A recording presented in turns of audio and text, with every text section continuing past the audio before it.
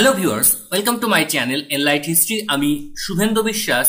আর আজকের এই ভিডিওতে মধ্যযুগে মুসলিম ইতিহাস চর্চা সম্পর্কে আলোচনা করব।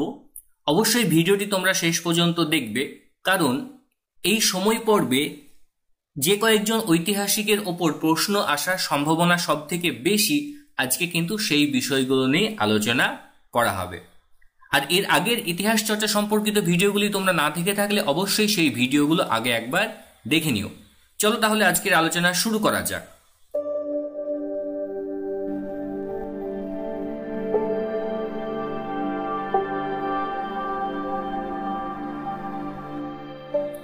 তো প্রথম প্রশ্ন যেটা আসে, কিভাবে এই মুসলিম ইতিহাস চর্চার সূচনা হয়েছিল।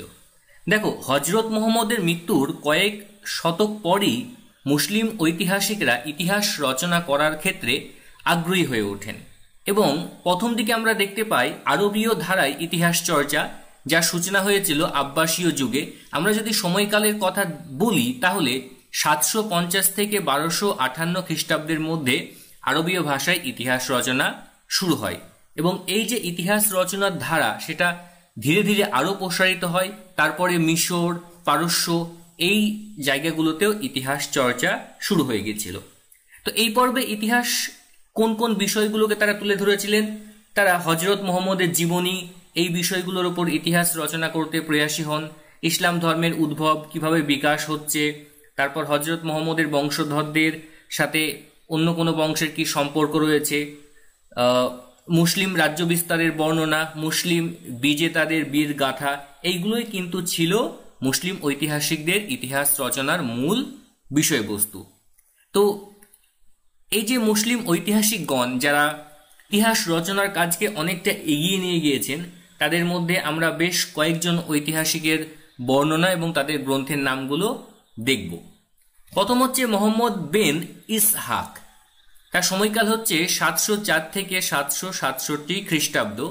প্রথম হযরত মুহাম্মদের জীবনচরিত তিনি রচনা করেছিলেন এবং তার বিখ্যাত গ্রন্থের নাম হচ্ছে সিরাহ, the biography of the prophet. অর্থাৎ যদি কখনো এমন প্রশ্ন আসে নিচের মধ্যে কোন ঐতিহাসিক প্রথম হযরত মুহাম্মদের জীবনচরিত রচনা করেছিলেন, সঠিক উত্তর হবে মোহাম্মদ বিন ইসহাক।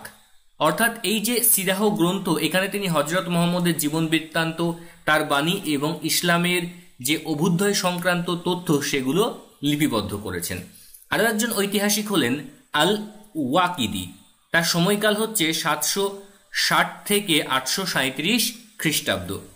তিনিও কিন্তু একজন গুরুত্বপূর্ণ মুসলিম ইতিহাসকার ছিলেন এবং তিনি আব্বাসীয় যে রাজসভা, সেই রাজসভাতে স্থান পেয়েছিলেন। তার যে বিখ্যাত ইতিহাস গ্রন্থ, তার নাম history of the wars of the prophet. অর্থাৎ এখানে মুসলিমদের যে যুদ্ধ অভিযান, সে সম্পর্কে বর্ণনা পাওয়া যায়। তারপরে হচ্ছে আল বালাধুরি। তো ইতিহাস রচনার ক্ষেত্রে তিনিও কিন্তু একটা আলাদা স্থান পেয়েছিলেন। তিনি মুসলিম বিজয় এবং তাদের বিজয় অভিযানের ওপর ইতিহাস রচনা করেছেন। তার বিখ্যাত বই হলো হিস্ট্রি অব দি কনকোয়েস্ট, যেখানে আমরা মুসলিম বিজয় অভিযানগুলির বর্ণনা পাওয়া যাবে। অর্থাৎ আল তাবাবি, তার সময়কাল হচ্ছে 838 থেকে 923 খ্রিস্টাব্দ। তিনি রাজনৈতিক এবং বর্ণনামূলক ইতিহাস রচনা করেছিলেন। তার বিখ্যাত গ্রন্থের নাম হচ্ছে history of the prophet and kings. এই গ্রন্থটি তিনি আরবীয় ভাষাতে রচনা করেছিলেন। তার যে ইতিহাস লেখার ধরন, তার ভিত্তিতে তাকে মুসলিম লিভি বলেও বর্ণনা করা হয়। তো এগুলো হচ্ছে খুব গুরুত্বপূর্ণ পয়েন্ট, যেগুলো নেট বা সেট পরীক্ষাতে আসার মতো। তো আল মাসুদি, তার বিখ্যাত গ্রন্থ হলো মিডলস অব গল্ড। এই গ্রন্থে তিনি ভৌগোলিক, জাগতিক তথ্যাবলী, সামাজিক সাংস্কৃতিক ইতিহাস, রাজনৈতিক ঘটনাবলী, এগুলো একত্রিত করে লিখেছেন। আল মাসুদিকে বলা হয় আরব হেরোডোটাস।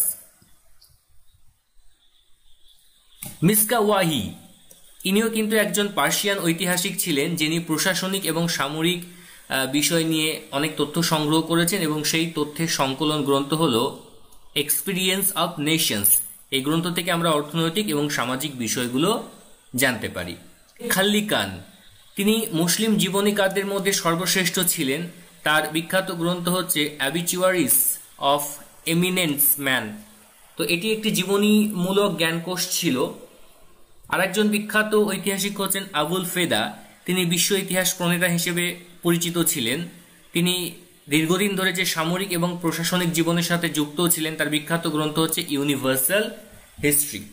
তো এই যে মধ্যযুগের মুসলিম ঐতিহাসিক, তারা এই সকল বিখ্যাত গ্রন্থগুলি লিখেছিলেন। আরেকজনের কথা বলবো, তিনি মধ্যযুগে মুসলিম ঐতিহাসিকদের মধ্যে সর্বশ্রেষ্ঠ ছিলেন।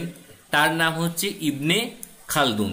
এনার সম্পর্কে কিন্তু অনেক প্রশ্ন আসে, প্রত্যেকবারই আমরা দেখতে পাই কম বেশি এনার উপরে কোয়েশ্চেন দিতে। তার সময়কাল হচ্ছে 1332 থেকে 1406 খ্রিস্টাব্দ। দেখো, তার ইতিহাস রচনা করার ক্ষেত্রে বেশ কিছু বৈশিষ্ট্য বা পদ্ধতি আমরা দেখতে পাচ্ছি।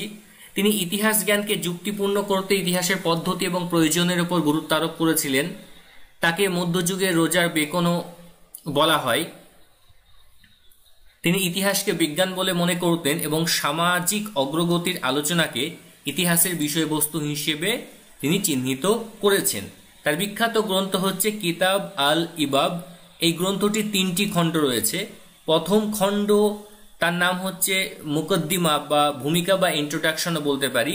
দ্বিতীয়টি হচ্ছে আরব জাতির ইতিহাস, আর তৃতীয়টি রয়েছে উত্তর আফ্রিকানদের ইতিহাস। অর্থাৎ এই যে গ্রন্থ, সেই গ্রন্থে সূচনা পর্বে বিশ্লেষণমূলকভাবে সভ্যতা সংস্কৃতির ওপরও তিনি তাত্ত্বিক ধারণা দিয়েছেন। তো বড় মাপের একজন ঐতিহাসিক এবং তার ইতিহাস চর্চার বেশ কিছু বৈশিষ্ট্য ছিল, এবং তিনি আলোচনা করার ক্ষেত্রে গতানুগতিক যে বর্ষপঞ্জি এবং কাহিনীমালা এবং তার ধারণা, এগুলো ইতিহাসের মধ্যে স্পষ্ট পার্থক্য করে দিয়েছিলেন। অর্থাৎ কোনটা ইতিহাস হতে পারে এবং কোনটা কাহিনীমালা, এই বিষয়গুলো সম্পর্কে তিনি স্পষ্ট ধারণা দেন। এই ছিল কয়েকটি বিষয়। তো বেসিক্যালি যদি কখনো প্রশ্ন আসে এই মধ্যযুগের মুসলিম ইতিহাস চর্চা সম্পর্কে, তাহলে জেনে রাখবে ইবনে খালদুন সম্পর্কে প্রশ্ন দেওয়ার সম্ভাবনা সব থেকে বেশি। তো আজকের ভিডিওটি তোমাদের কেমন লাগলো অবশ্যই নিচে কমেন্ট করে জানাবে। আর আমাদের এনলাইট হিস্ট্রি চ্যানেলটিকে সাবস্ক্রাইব না করে থাকলে অবশ্যই সাবস্ক্রাইব করে নিও, কারণ আমরা এইরকম নতুন নতুন ভিডিও তোমাদের জন্য নিয়ে আসব। আর তোমরা যত পারো ভিডিওটি একটু শেয়ার করে দেবে, যাতে যারা নেট সেটের প্রিপারেশন নিয়েছে তারাও উপকৃত হয় এবং নতুন নতুন বিষয়গুলো সম্পর্কে অবহিত হতে পারি। তো আজকে এখানেই শেষ করছি। ধন্যবাদ।